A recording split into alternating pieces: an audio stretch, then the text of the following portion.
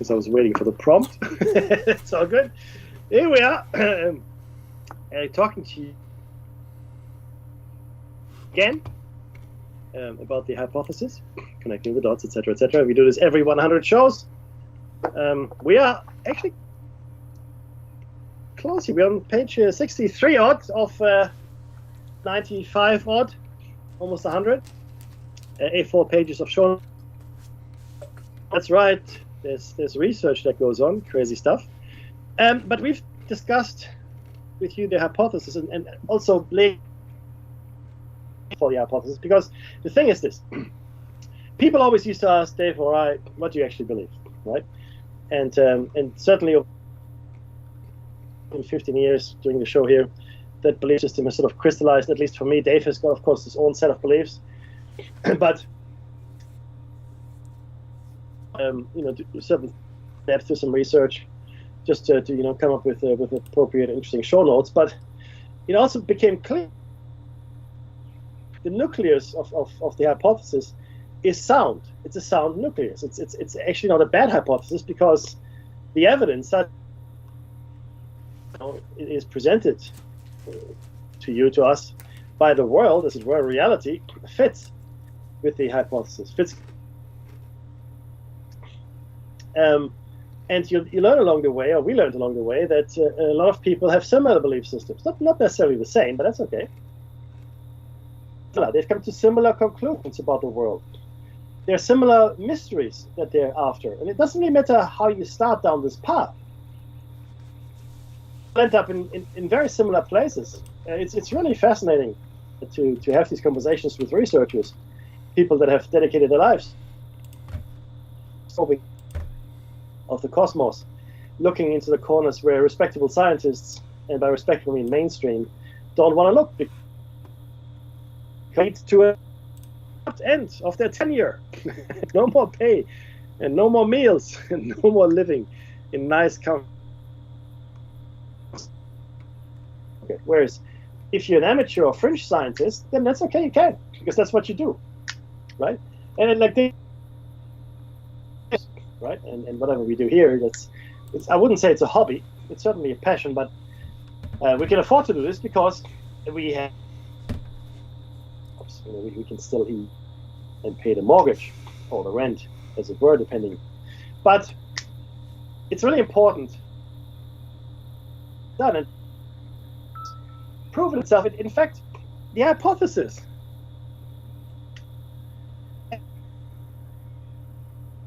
does predict 2020. I won't bore you with the details now. We spoke about this at length, but we put our money on this, and we said, well, something drastic is going to happen in 2020, because that's what this algorithm tells us, based on the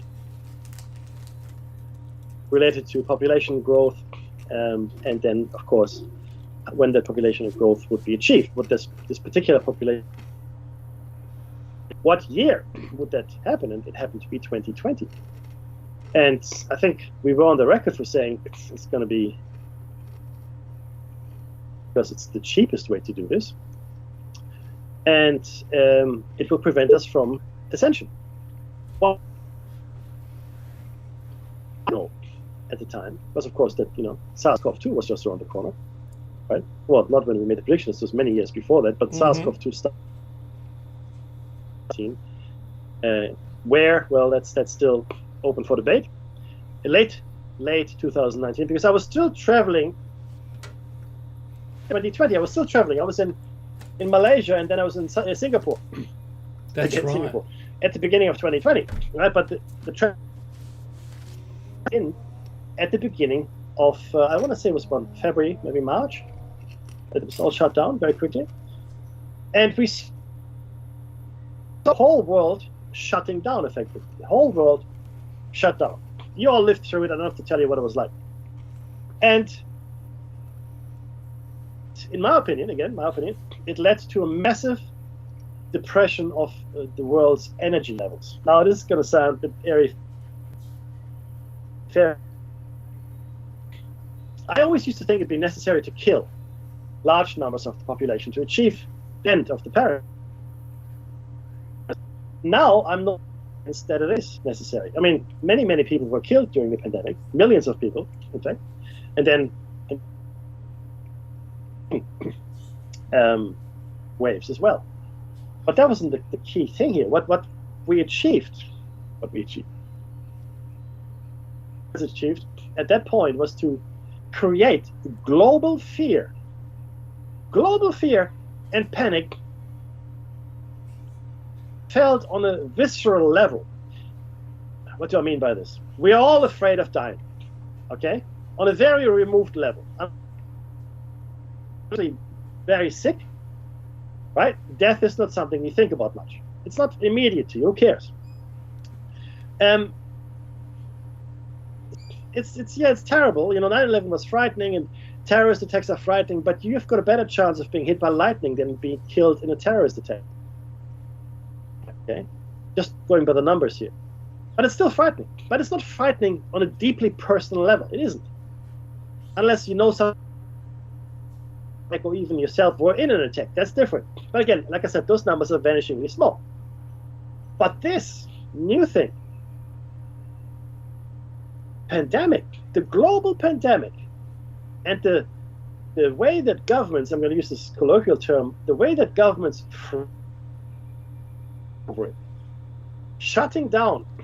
literally shutting down their countries, right? That was a whole new level of fear. There was, and guess what, Becky? That was directly directed at you. England is having an inquiry now about their shutdowns and their masks and their mandating people can't go outside, and it's not looking good. Just like weapons of mass destruction, for them, appointed blame to them because they went to war. Made this. Yeah, on a false premise. So, if it's going to be successful That's exactly right. in England, may that move around the world. We all did the same thing. Back to you in the studio. Yes, we did. And some politicians have already, taken the parachute option, because you've seen it, right? But here was to make you personally afraid, not intellectually afraid. Yes, I am afraid of terrorism, but I'm not on a quivering, right? A blubbering mess of fear. You're not that. With this, because disease is invisible. I remember the fear, even, look, I can only speak for myself, maybe they felt the same way, but the department of the fear message. And here in this case, it was fear and uncertainty, because we had no idea. This is a new virus. What's going to happen? We don't know. We don't know. What does it do? We don't know. We have to flatten the curve. What does that mean? Right? And do we wear masks? No. Oh, yes, maybe. Well, if you don't wear masks now, we'll throw you in jail. The mixed messages were brilliant. For your own life on a visceral level, you yourself and your family were now in danger, directly. Not okay, not some kind of philosophical danger of terrorism. No, this was real danger. Your neighbor could kill you. Your family member, Meki, could kill you. Your family Meki could kill you by exposing themselves and then to you. 100%. So this was fear on a whole. Brilliant, by the way, executed. The execution was brilliant. We can't underestimate the parasites here. Yeah, we cannot. And it created uncertainty. Do I go out? Can I talk to them? Do I wear a mask? Do I shake hands? How often do I wash? We saw naked and exposed in supermarkets fighting over toilet paper. That's right. It came to now, if anybody ever writes this down as a history of this time, this is the time of the toilet paper. Okay, I mean, come on, what is this? I'll be honest with you. I've had many scenarios in my mind. I don't think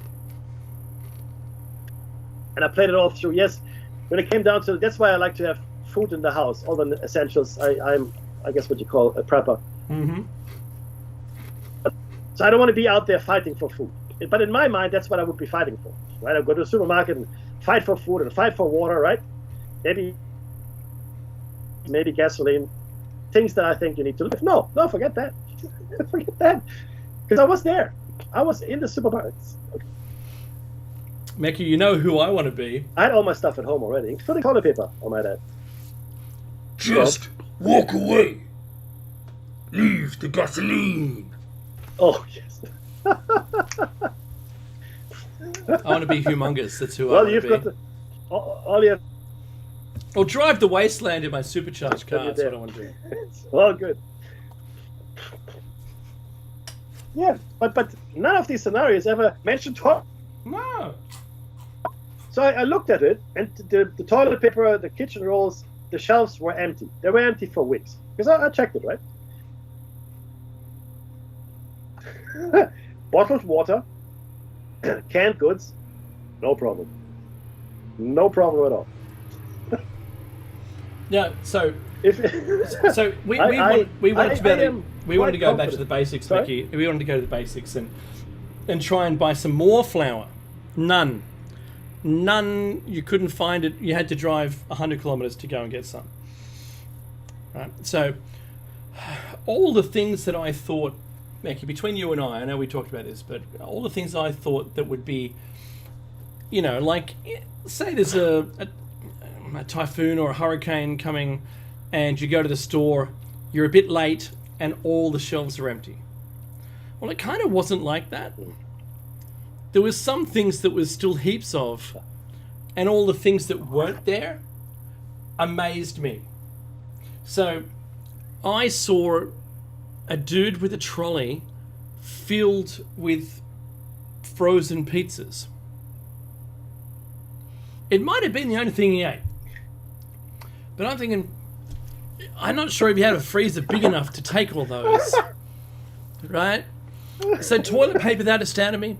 And we were the talk of the world, Mecky, around the toilet paper thing. The talk of the world. Is this what it came to? So, yeah, pasta, but I wanted to make our own pasta. But you run out of flour real quick, because that's super heavy on the flour. You're better off making pita bread, bit of oil, tablespoon of oil, and some salt, right? And making pita breads, and just doing that, because you'll make your flour last a lot longer. Because I did that, refugee challenge from the UN survival pack, and I learned that was the best thing you could possibly have. So from a prepping point of view, my goodness me, were we all wrong? We're supposed to have a second shed full of toilet paper, yeah? And some of the canned goods that were still on the shelf were perfectly okay. I know. Perfectly okay canned goods, but everything else, all of those meals that all you have to do is add some milk or water to and heat it up in the microwave, they were gone. Okay. Yeah. So we don't make food anymore. We Dave, we were exactly. You're exactly. I was going to say, see, we are fundamentally a different civilization from 60 years ago. Yeah. So my mom cooked every meal that we ate when I was a kid. That's what happened. My dad would cook once in a while, but it was most of the time. It doesn't matter. My grandparents cooked. But the point is, people cooked at home. Did we have restaurants where I lived in our little village? Sure. A couple of pubs, and I think there was a pizza joint, there was a chicken roaster. But people ate at home, and they cooked at home for them. I mean, I remember most times when I was under the age of 10 that I went out to eat. That's how often I went out to eat. Likewise. So it just didn't happen. But you're right. These days, now we got to get a toilet paper and all the microwave and frozen food that we can, because that's how we're going to survive. But you know what? You know what that betrays at a very basic level? A complete lack of understanding of how a civilization. I mean, these appliances, they draw power from somewhere. This power has to be generated. If something disrupts the power generation process, It will work. You will not have a fridge. My bag full of powder will be awesome. You will not have a microwave. The bag full of powder. All I need to do is put some water in and microwave it, and then turns into a roast duck meal, right? That's maybe wait another 100 years and we can do it. But right now we're not there. But the point here is that the hypothesis was bearing fruit. I mean, I was as shocked as, well, I probably was pretty more shocked than the next guy when it all unfolded in pretty much the way we had thought it for the body count. But then I thought, and Dave and I discussed this, it wasn't really necessary for there to be a high body count, because all event ascension, the awareness cascade, or even rapture if you're a Christian, is to depress people enough for the energy levels to be low enough. There you go. Here to this point. I know this sounds a little esoterical, but the truth is that our energy levels are very, very low, right? Our frequencies are. Mm-hmm. And at the same time, again, unknowns to Dave and I, there was a ceremony planned and conducted. Mm-hmm. There was a ceremony planned by the Aboriginals here in Australia at Uluru to bring about a general raising of our energy levels, and thereby maybe trip some kind of, which of course didn't get much done either because of the general level of negative energy. And that's all right. You need is fear, but right? And people giving, and we had no idea this was vaccine. It's hard to maybe remember this, but we were lost. We knew what there was conflicting advice from almost every day. That's anyway, right. That's the hypothesis, right? And then link as many things as possible. But the truth is this: the one thing I think, Dave, that we took away from these more than a decade now doing this. In fact, everything is connected. Everything. You cannot investigate a phenomenon. It doesn't matter by itself, because it will be connected to something else on a very fundamental level. Yeah, I mean, you look at Parker's appearances, Sasquatch portals, UFOs, or UFs as they're called now. Yeah. Right. You look at the Anunnaki. You look at, I mean, I'm really ancient civilization, all right? You look at inner Earth theories. You look at all of those things that are now coming. They're all colliding now, Dave. In a way. Even in the commercial world, there's a massive interest in this field of what they call the supernatural, the paranormal. I don't like to call it that. It's just the normal natural world, which we don't understand. Or so we focus on what it is. What is the prison? Where are we? That's what we focused a lot on, right? How real is this reality? That quantum physics, ancient civilizations as well, immortality, a whole bunch of stuff that was necessary. Incarnation research was necessary for the hypothesis. But now, Dave, as you said so wisely, we want to focus. And you say, what?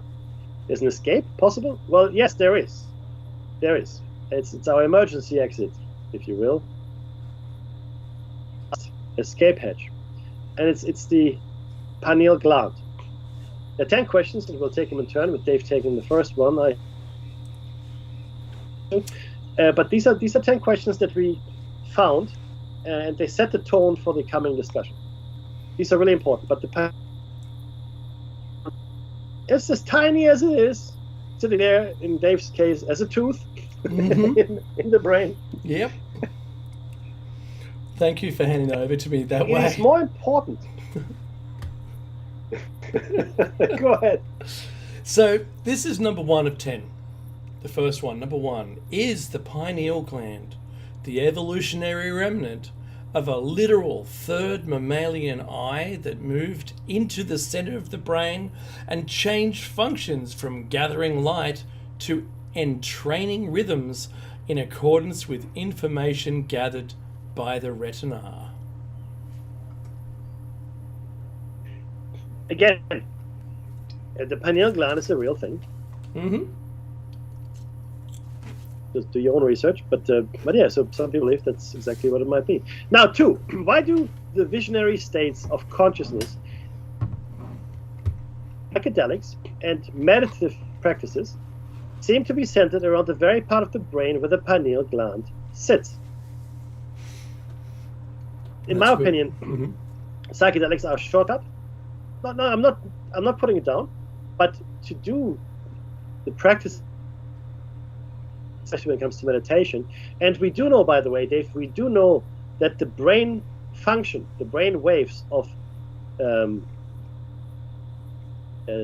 Buddhist monks or Hindu monks or whoever really are fundamentally different from ours because of the meditative practices they undertake. They have different functions. We know this for a fact.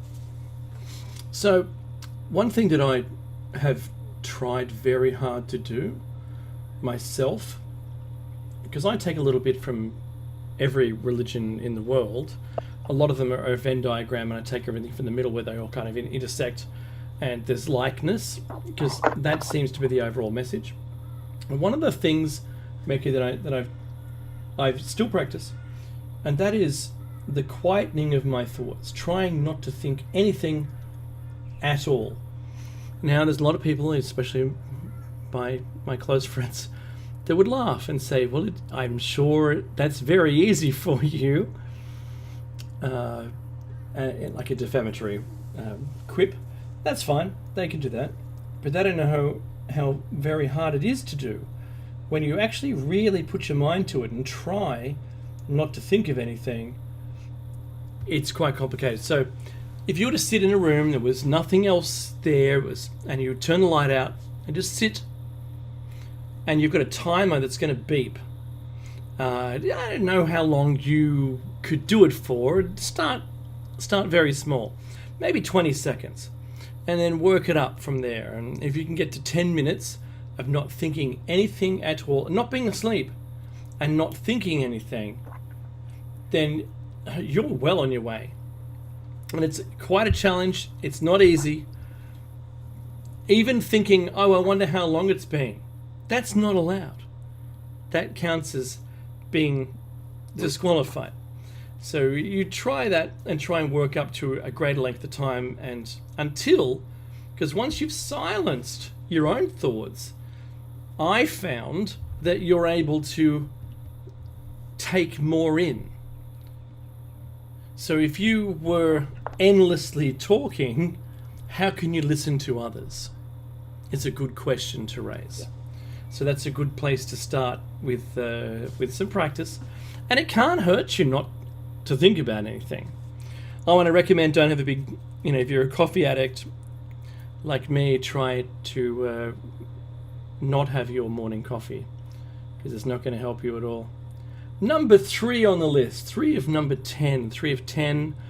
If there is no connection between spirituality and the pineal gland, how is it that the 6th chakra, Ajna chakra, according to ancient Hindu tradition, is located precisely where the pineal gland sits, and has for centuries been associated with the mind's eye, the eye of intellect and intuition?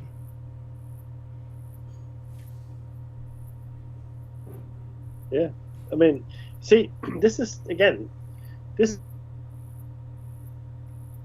of years. This is not something that we dug up and go, oh, what a wonderful discovery. People have believed in the power pineal gland for thousands and thousands of years. We'll get into more of that in further in the show notes. Fourth point: is there a connection between the promise of the pineal gland, which is shaped like a pine cone, and the pignia or pinia, once pine cone statue of ancient Rome, which now sits in a courtyard in the Vatican. Now, before we move on from this is to understand. Whenever you see the image of a pine cone, or in Asia, interestingly enough, a lotus flower, it is usually flanked by two identical things. Could be elephants, could be peacocks. In this case of the piña, it's actually two on either side, which in my mind represent the two hemispheres of the brain. But you will never see a pine cone symbol by something, okay? It will always be flanked by two things, which in my mind clearly that the ancients knew, in fact, of the importance of the pineal gland and encoded it as best as they could. And to make sure that the importance is passed through the millennia down a time when it could be understood again by more than just the initiated, as it were.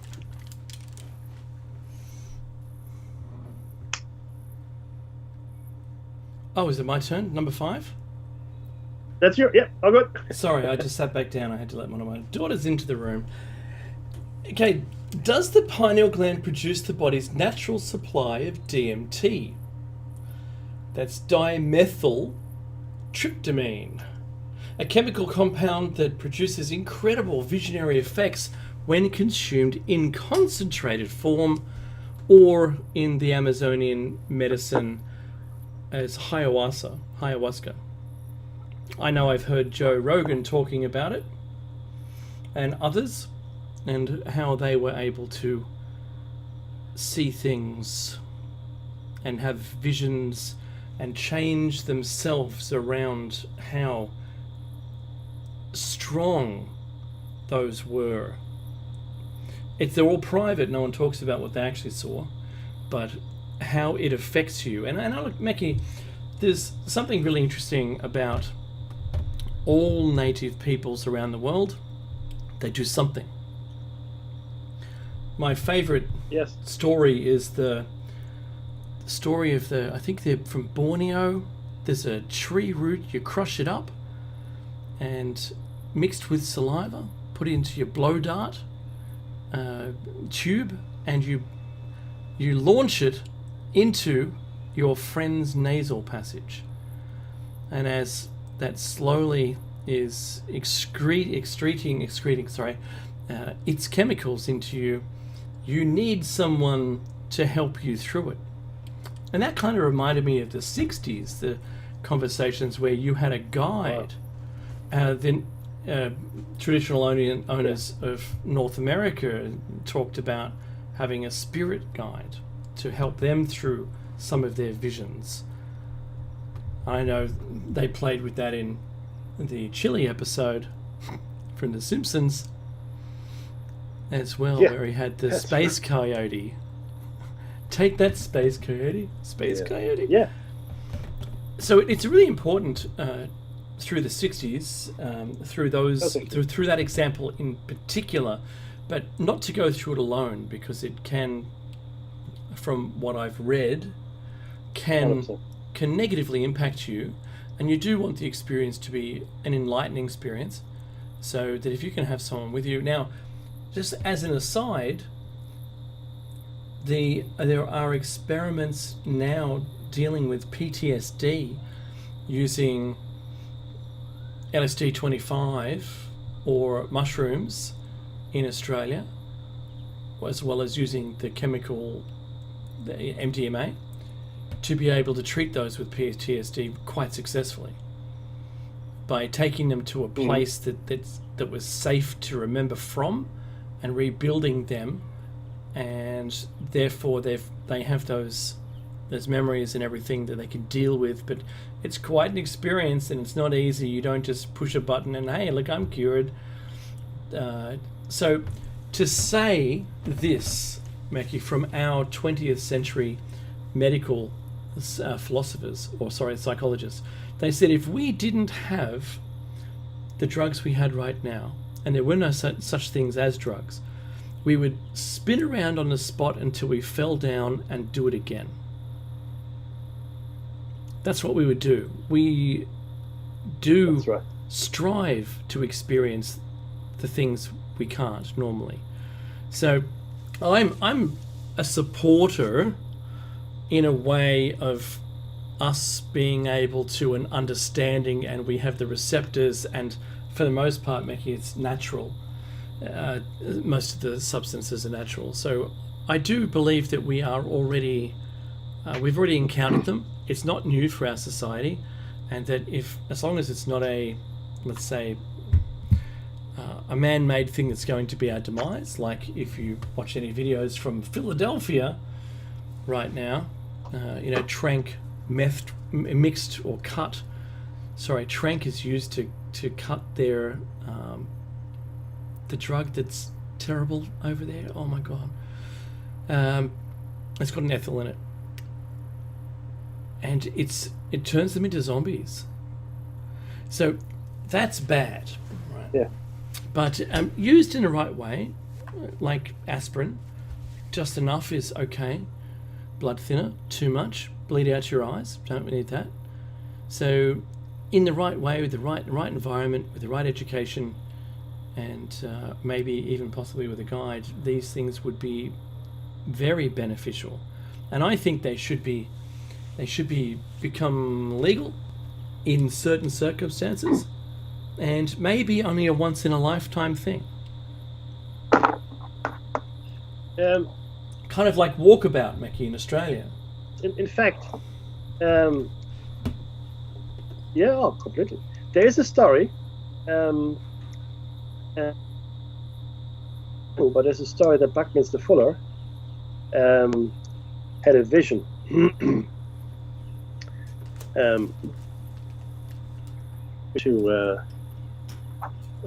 make the discoveries that he did make.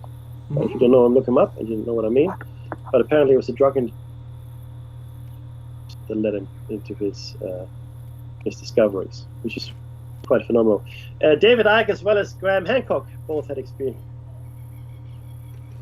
David Icke had a massive breakthrough, which he described as being struck. All the knowledge downloaded into his brain, so he can barely contain himself. That's why he writes such thick books so quickly. Wow. It's just sort of spilling out of him. And of course, Graham Hancock, as well. A lot of people have these. Look, today as well as in the olden days, Samuel Taylor Coleridge, right? Mary Shelley, Edgar Allan Poe are all known to have imbibed substances to expand their minds, so they could write the things they wrote, or sculpt the things, or paint the things they painted, for argument's sake, right? They've always been. I'll be honest with you. I myself, when I have a glass, I find it a lot easier to write. It sort of spills out of me at that point, because maybe it relaxes the right parts of the brain. I don't know, but we can't underestimate the importance of these. Certainly, and ayahuasca has been used. Well, we don't really know how long, to be honest with you. I want to say thousands of years, probably. Mm-hmm. It's really quite amazing. And again, I believe that it is probably a shortcut to take these psychoactive substances. But then again, who has the time to live the ascetic life of a Buddhist monk and practice meditation 20 hours a day? That's right. That's right. Look, it is really very interesting to really explore the possibilities of these natural, and as Dave has mentioned earlier as well, the natural psychoactive substances. Not the stuff that is chemically created in a lab. No good. Which brings us to number 6. No, sorry, 5. No, 6. Does the pineal gland doses of DMT, as we just discussed, when a person dies, or when a person nearly dies, which causes the mind to have near-death experience, causes the soul to return to source. Maybe.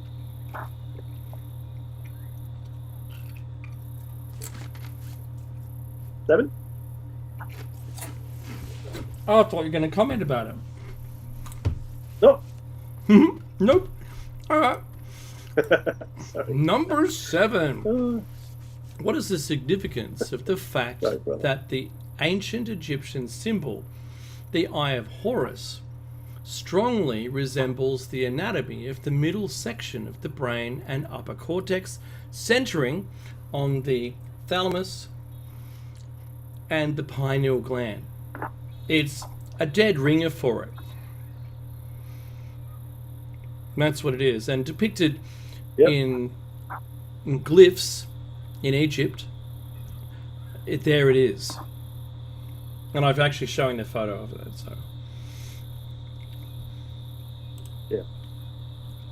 I mean, it's uncanny. It's a cross section, right? So again, the Eye of Horus, right? In fact, why? Yeah, I mean, understand. Maybe just for a second. Here we go. Let's get you,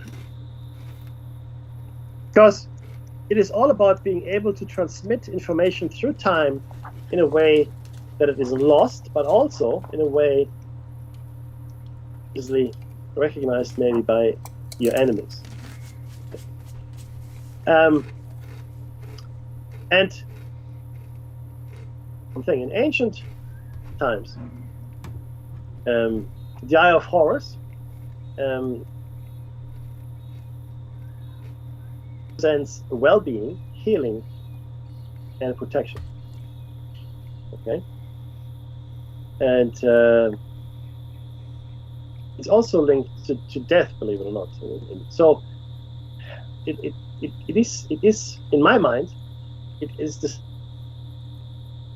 way between life and death, and maybe that's my over enthusiastic interpretation, but I believe that the pineal gland is in fact the gateway between this reality and the others, and the next. Now, this is probably a question that is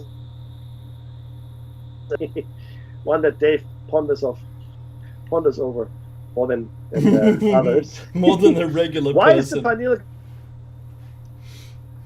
I know, right?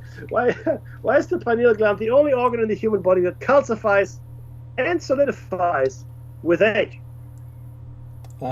Before I let Dave loose on this one, you have to understand that there's a study, and we have a study here that shows that fluoride in the water directly affects and increases of the pineal gland. There's a link between the two directly. What do you think about calcifying teeth? Yeah, good luck with that. So, fluoride on teeth, I think it does nothing.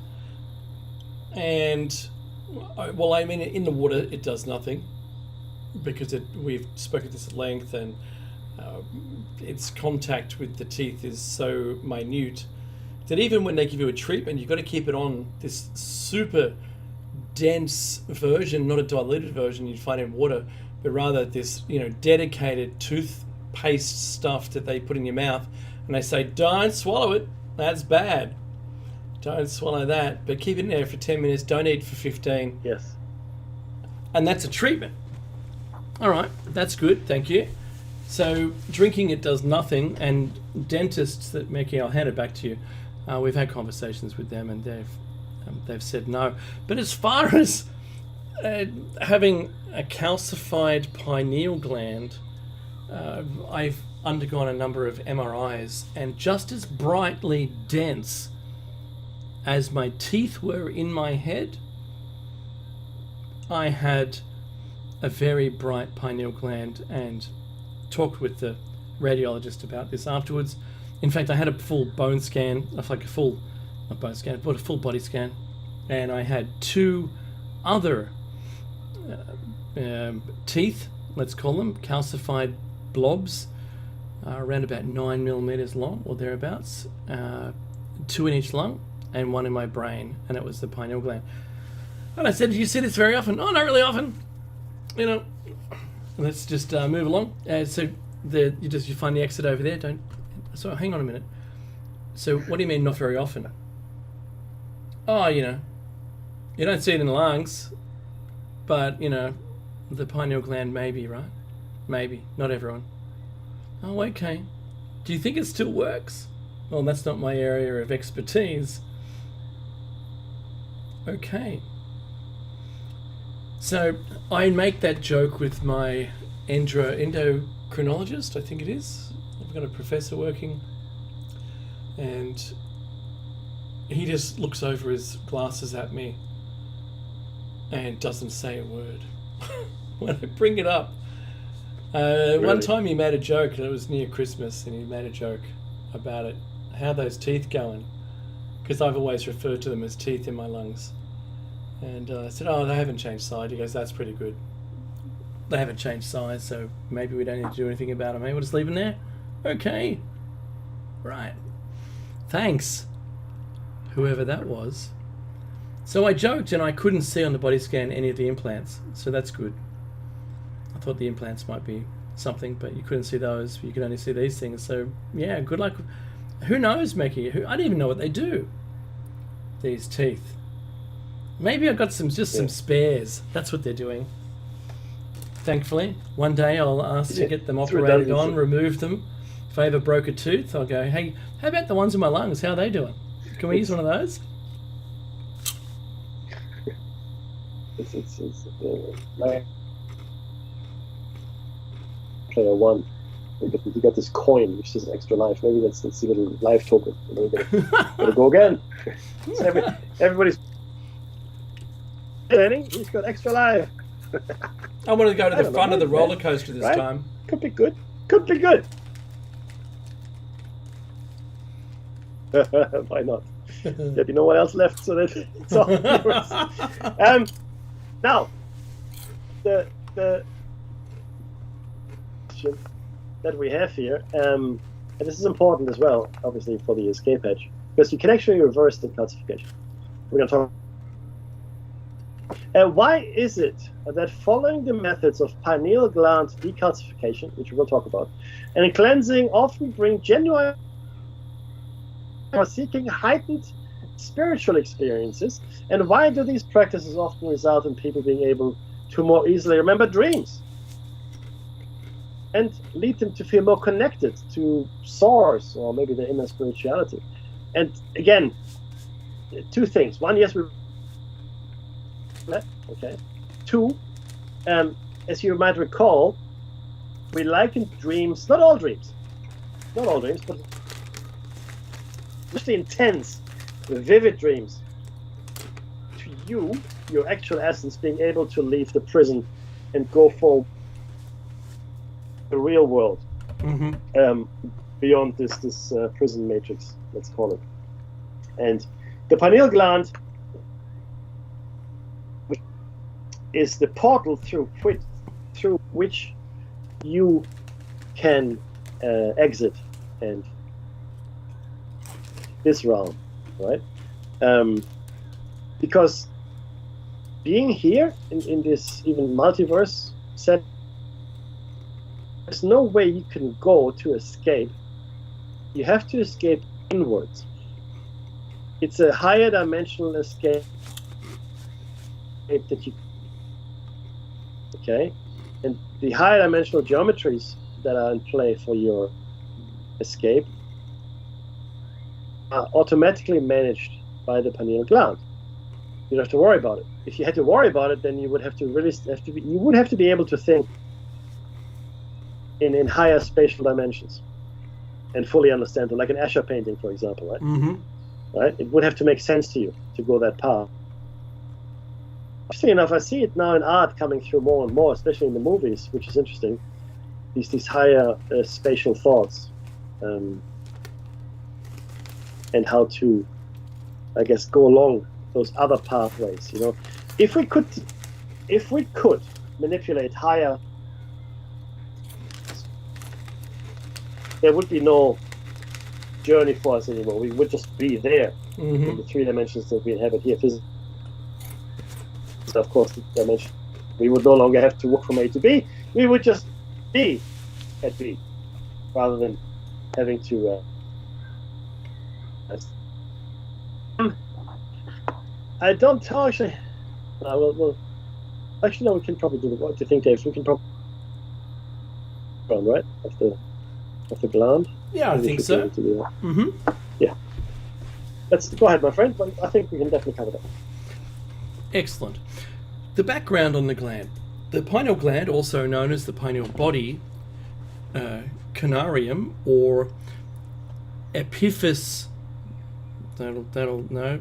epiphysis cerebri, is a small endocrine gland in the vertebrate brain. It produces melatonin, serotonin-derived hormone, which affects the modulation of sleep patterns in both seasonal and circadian rhythms. Its shape resembles a tiny pine cone, hence its name. And it is located in the epithalamus, near the center of the brain between the 2 hemispheres, tucked in a groove where the 2 halves of the thalamus join. It's one of the very rare things, Mackie, in the brain that there is only one of. Nearly all vertebrate species possess a pineal gland. The most important exception is the hagfish. Boy. Hagfish. I remember coughing stuff up continually, just like I consumed a hagfish, which is often thought of as the most primitive type of vertebrate. Even the hagfish, however, there may be a pineal equivalent structurally in the dorsal, the diencephalon. The lancet, branch eostoma lancellatum, the nearest existing relative to vertebrates, also lacks a recognizable pineal gland. The lamprey, considered almost as primitive as the hagfish, however, does possess one. A few more developed vertebrates, including the alligator, lack pineal glands because they have been lost over the course of evolution. You think about the fossils we might have found of the alligator going back millions of years, and really they're just still the same alligator that we can see in fossil records. Size might have changed. The gland has been compared to the photoreceptive so-called third parietal eye present in the epithalamus of some animal species, which is also called the pineal eye. René Descartes believed the pineal gland to be the principal seat of the soul and viewed it as the third eye. Mackie. The structure. Now, what does this thing actually look like, right? The pineal gray and about the size of a grain of rice, which is about 5 to 8 millimeters. So it's not a big thing. Remember, it's a gland. 5 to 8 millimeters, right? That's quarter of an inch, thereabouts. In humans, that's the size in humans. It's located just rostrodorsal to the superior colliculus,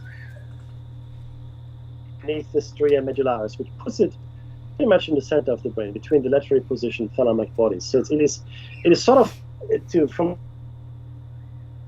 it is above where your nose sort of starts between your eyes. So it's just above there, just above. So it's not where you paint a dot on your forehead. It's not there. Mm-hmm. It's below that. Mm-hmm. Okay, it is just above where your eyes meet. So that's don't miss. Okay. It is part of the epithalamus. It is located in the quadrigeminal cisterna, and it is bathed, of course, because it's there, spinal fluid. Okay. The small pineal recess of the third ventricle projects into the stalk of the gland. The gland is a midline structure shaped like a pine cone. The blood supply is interesting. Unlike most of the mammalian brain, gland is not isolated from the body by the blood-brain barrier system. It has profuse blood flow, second only to the kidney. Just let that sink in for a second. Okay? It is not protected by the blood-brain barrier, and it has blood flow second only to your kidneys. Dave? Yeah, and don't forget the kidneys are our filtering system. 100%, my friend. So you've got to recognise that's a lot of blood. I mean, that's all the blood. Second out of the kidneys? Yeah, good luck with yes, that. Yes, sir. So, other animals. The pineal oocytes in many non-mammalian vertebrates have a strong resemblance to a photoreceptor cells of the eyes. Some evolutionary biologists believe the vertebrate pineal cells possess a common evolutionary ancestor with retinal cells. Pineal cytostructure seems to have evolutionary similarities to the retinal cells of chordates.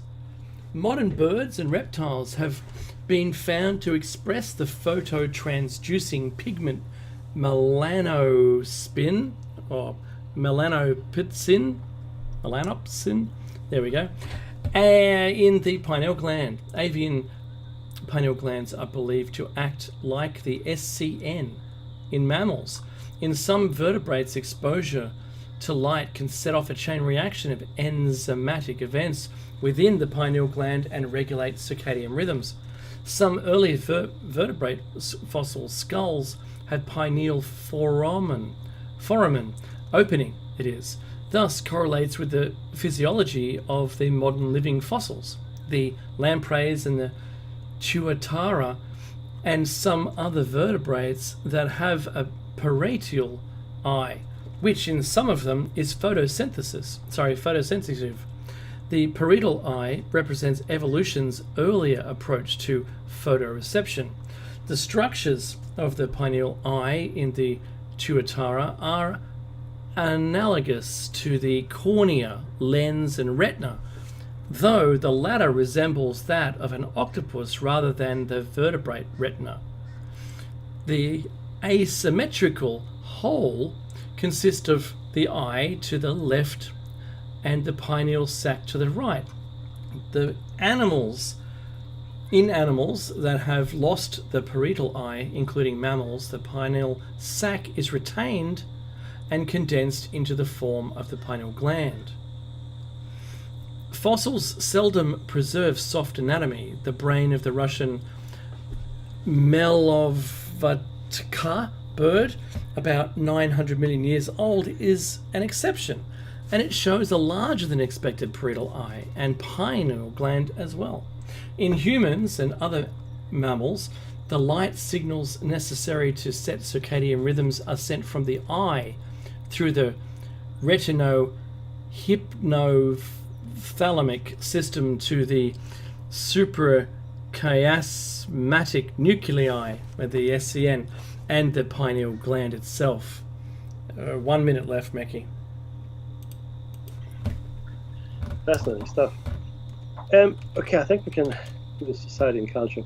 René Descartes, dedicating much of the time to the study of the pineal gland, so he actually dedicated a lot of time, called it the principal seat of the soul. He believed it to be the point of connection between I believe it to be the point of connection between dimensions, but who's mincing words? Descartes attached significance to the gland because he believed section of the brain to exist as a single part rather than one half of a pair. He argues that because a person... that's the music. Okay, we chat with you next time. So it's been David Mekki, Shakeside out. We'll see you Tuesday and Thursday morning, 7 a.m. Eastern, for Plato's Cave. In the meantime, be safe, stay safe, and be alert.